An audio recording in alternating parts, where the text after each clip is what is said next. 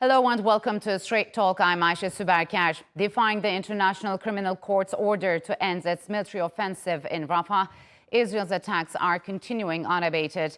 The latest strike on a camp for displaced Palestinians in Rafah has killed at least 45 people. International condemnation has been swift and follows last week's moves by Norway, Ireland and Spain to formally recognize Palestine as a state. Turkiye has long called for that recognition, as its top officials also recently urged Turkic states to have a united voice against Israel. Turkish Parliament Speaker Numan Kurtulmus told a visiting delegation of the Organisatin of Turkic States that the group will become a key player in a future multipolar world. And Foreign Minister Hakan Fidan called on Turkic leaders to take more concrete steps to end Israel's oppression. On Sunday, as Israel launched its latest attacks on Rafah, Fidan was in Brussels to hold talks on the Palestinian issue. He warned after his meetings that failing to grant recognition to Palestine would deepen the current crisis and potentially lead to its collapse. And to discuss the growing international pressure on Israel, joining me now from Prague is political analyst Bruce Pannier, and from Lefkoşa, the Turkish Republic of Northern Cyprus, Asel Tutumlu, an associate professor at Near East University. A warm welcome to you both, and thanks for joining me on Straight Talk. Asel, this past week, Turkish Foreign Minister Hakan Fidan called on the Turkic states whose lawmakers convened at the Turkish parliament to adopt a common stance against Israel's atrocities in Gaza. Has there been any results from this meeting, you think? Well, the important thing here is to basically have a much stronger position of Azerbaijan and Kazakhstan, both of which supply oil to Israel, and also at the same time they continue to trade, particularly buying intelligence equipment and buying drones and various missiles. To this, Azerbaijan is especially embedded, so to say, although Turkey can be very much complementary, and we are hoping that the positionality of these two actors will actually alter. So, Bruce, Foreign Minister Fidan reminded his counterparts, as Asad mentioned, that Turkey has cut off trade ties with Israel and indirectly suggested maybe they could do the same. How viable is this? And, I mean, what kind of political and economic tools do these states have to pressure Israel? Asal already mentioned that Kazakhstan and Azerbaijan really hold the cards because they're oil exporters. For a country like Uzbekistan, for instance, it's going to be a little bit more difficult. They have long-standing ties with Israel. A lot of their citizens, Bukharan Jews, have left and gone to Israel in the past.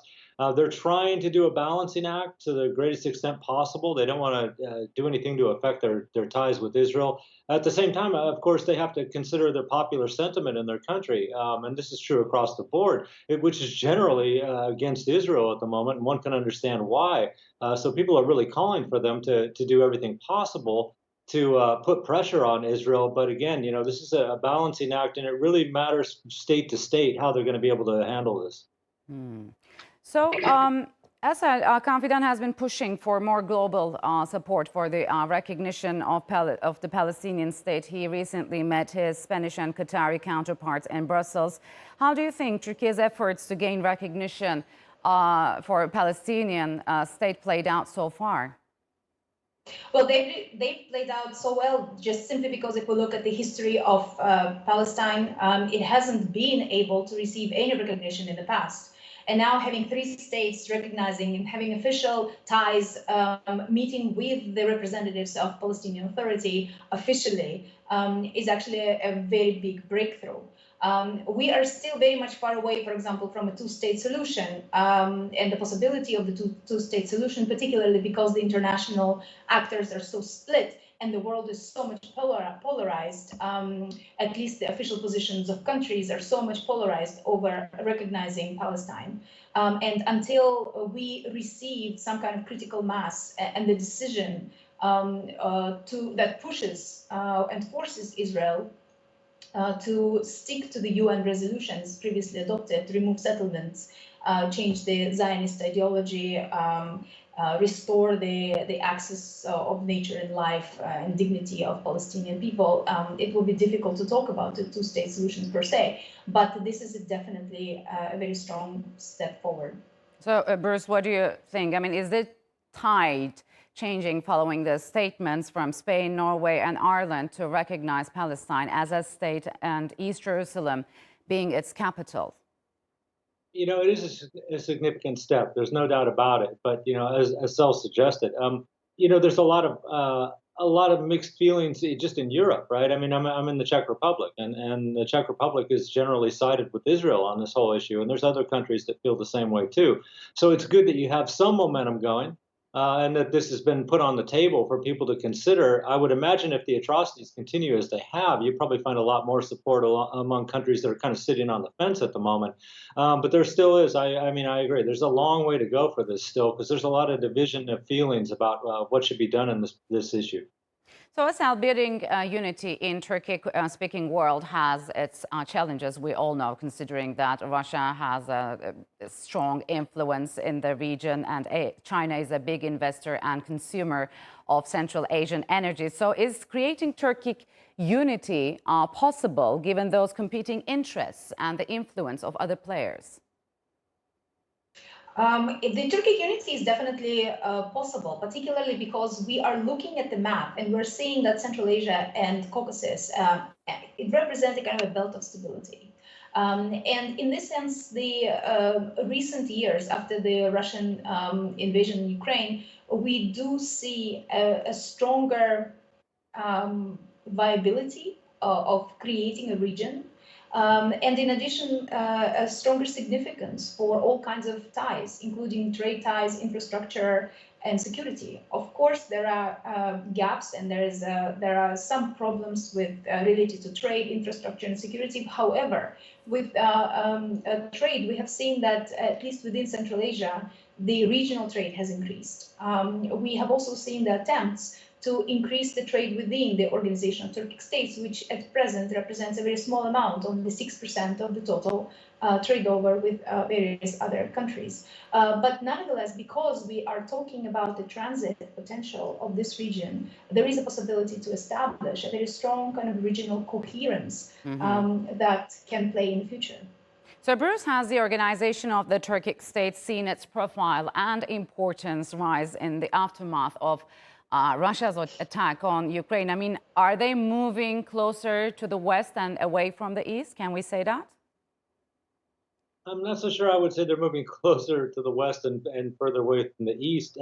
Closer in the respect that the middle corridor is opening up. Turkey is playing a big part of it. All these countries that are involved in the Organization of Turkic States are part of this middle corridor.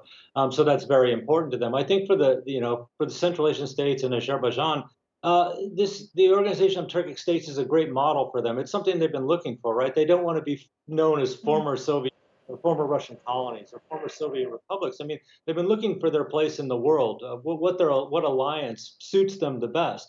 And this actually is the best alliance you can imagine for them. In the early 90s, when the Soviet Union fell apart, all the Turkic states in Central Asia certainly were looking to Turkiye. They were really hoping Turkiye would be, the I don't know, kind of a guide for them to move into the modern world. But unfortunately, the financial abilities of Turkey at the time were not such that it lent itself to that.